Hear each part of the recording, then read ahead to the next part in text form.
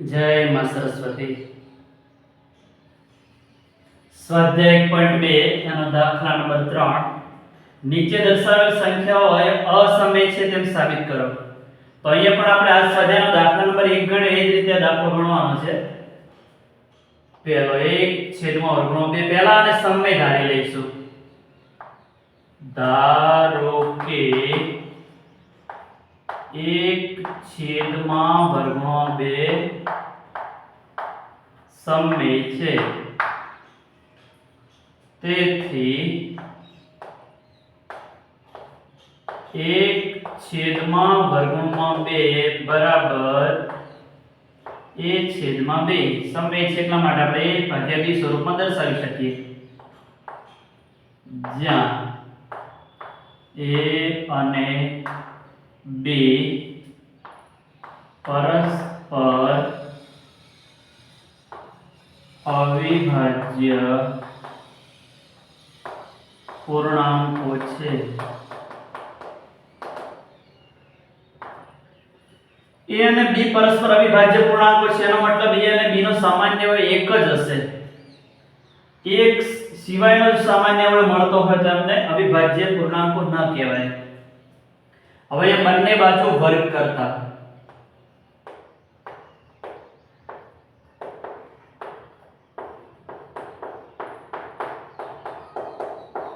બંને બાજુ વર્ગ કરતા તો એ 1 નો વર્ગ 1 વર્ગનો 2 નો વર્ગ પૂરેપૂરા 2 a નો વર્ગ b નો વર્ગ.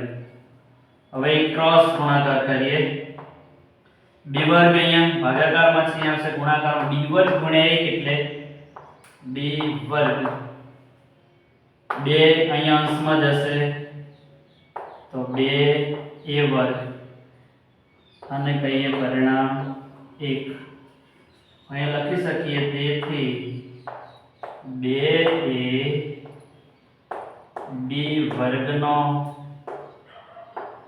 અવયવ છે. તેથી 2a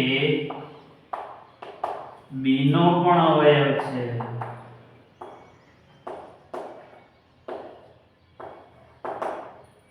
ये कारण લખો તો લખી શકાય પ્રમેય 1.2. તો પ્રમેય 1.2 આપણને એવું કહે છે કે 2 b વર્ગનો અવયવ હોય તો પછી વર્ગ દૂર કરીએ તો 2 એ b નો પણ અવયવ થશે. હવે b નો 2 સિવાયનો પણ કોઈક અવયવ હોય છે, એ અવયવ આપણે c ધારી લઈએ. ધારો કે b બરાબર 2c. અહીં લખીએ જ્યાં c કોઈ પૂર્ણાંક છે. હવે અહીંયા પણ બંને બાજુ વર્ગ કરીશું. જેમ અહીંયા વર્ગ કર્યો તો એમ અહીંયા પણ બંને બાજુ વર્ગ કરીએ તો b નો વર્ગ 2 નો વર્ગ 4 c નો વર્ગ.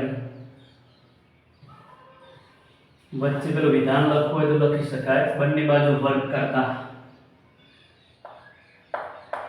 બંને બાજુ વર્ગ કરતા બંને બાજુ વર્ગ કરીએ તો b નો વર્ગ બરાબર 2 નો વર્ગ 4 અને c નો વર્ગ. તેથી હવે b વર્ગ બરાબર આપણી પાસે કંઈક છે. b વર્ગ બરાબર આપણી જોડે 2a વર્ગ છે, તો b વર્ગની જગ્યાએ લખીએ 2a વર્ગ બરાબર 4c વર્ગ. અહીંયા નાનકડું કારણ લખવું હોય લખી શકાય પરિણામ 1. પરિણામ 1 ઉપરથી આપણે b વર્ગની જગ્યાએ 2a વર્ગ લખ્યા. તેથી a વર્ગ બરાબર 4c નો વર્ગ. 2 અહીંયા છેદમાં જશે 2 દુ 4 2 ઉડી જશે. તેથી a વર્ગ બરાબર 2c વર્ગ.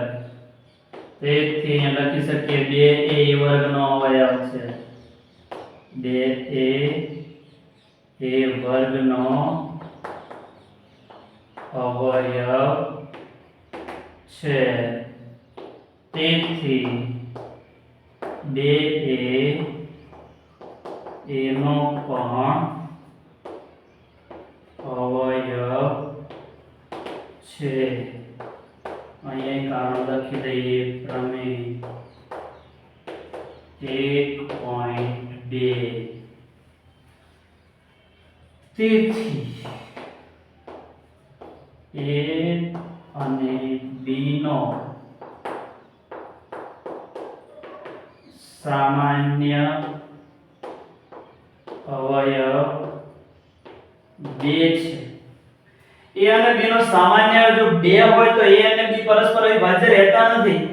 આપણે તો જ્યારે a અને b પરસ્પર અવિભાજ્ય પૂર્ણાંકો લીધા છે, તો અહીંયા આપણી ધારણા કેવી પડે છે? ખોટી.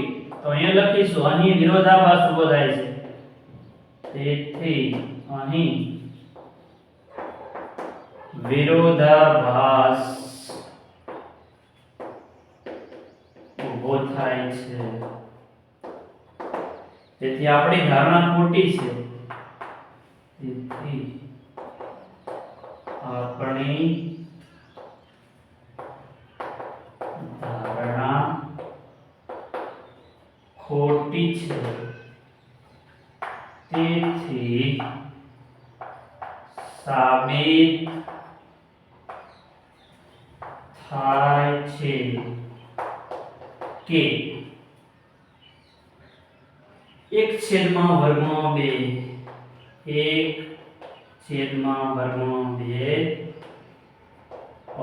અસમય છે. 1/2 અસમય છે.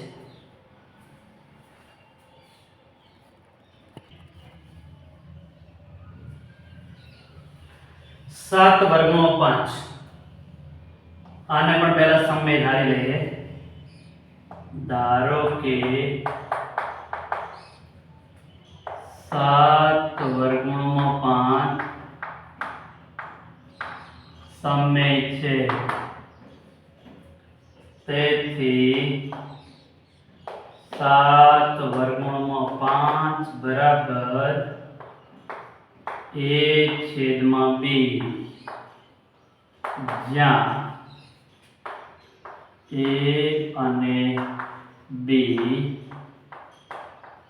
પરસ્પર અવિભાજ્ય પૂર્ણાંકો છે.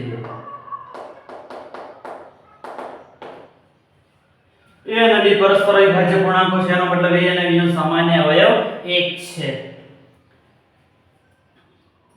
તેથી અહીંયા 7 જે ગુણાયેલા છે જમણી બાજુ લઈએ એટલે ભાગાકારમાં જતા રહેશે, છેદમાં. તેથી વર્ગમૂળમાં 5 બરાબર a/7b. a/7b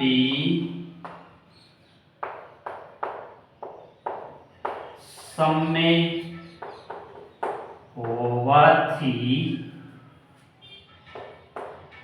વર્ગમૂળમાં 5 પણ સમય થાય, પરંતુ વર્ગમૂળમાં 5 અસમય છે.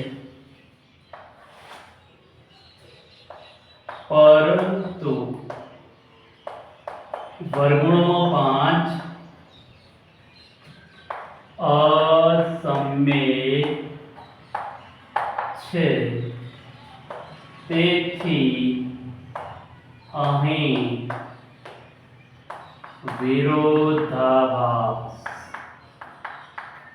વિરોધાભાસ ઉભો થાય છે.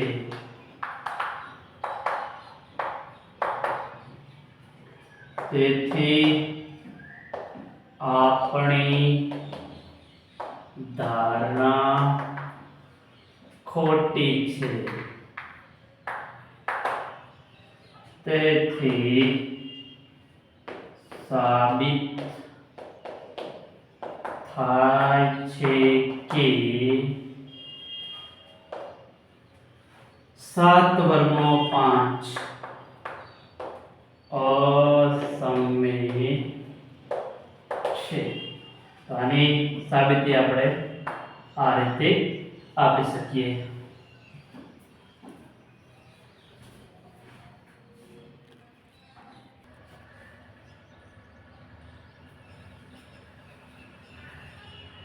દાખલા નંબર 3 નો ત્રીજો દાખલો 6 + વર્ગનો 2.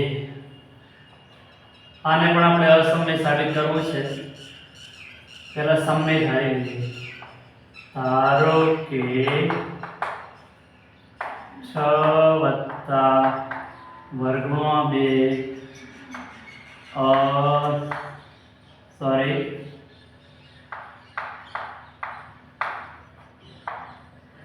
સમય છે. ધારો કે 6 + વર્ગનો 2 સમય છે. તેથી 6 + વર્ગનો 2 બરાબર a/b. લખીએ અહીંયા જ્યાં a અને b પરસ્પર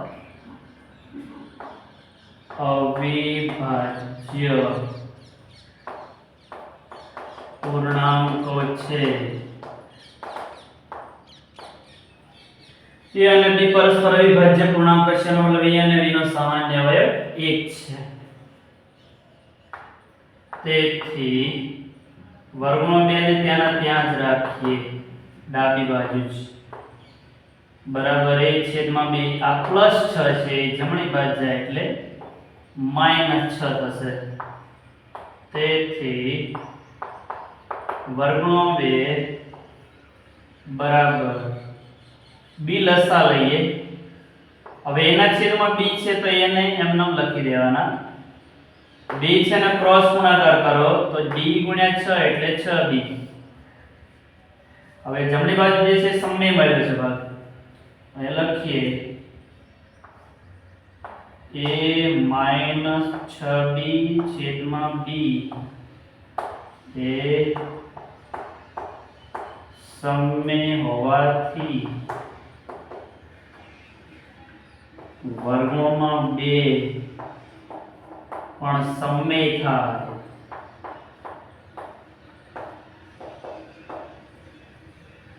પરંતુ વર્ગનો 2 તો સમય છે.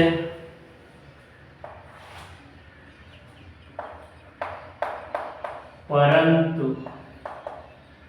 વર્ગનો 2 અસમય છે. તેથી અહીં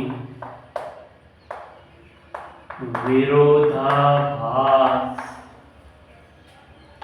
ઊભો થાય છે.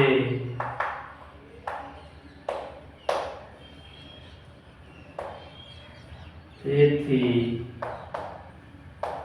આપણી ધારણા ખોટી છે. તેથી સાબિત થાય છે કે 6 + વર્ગનો 2 અસમય છે.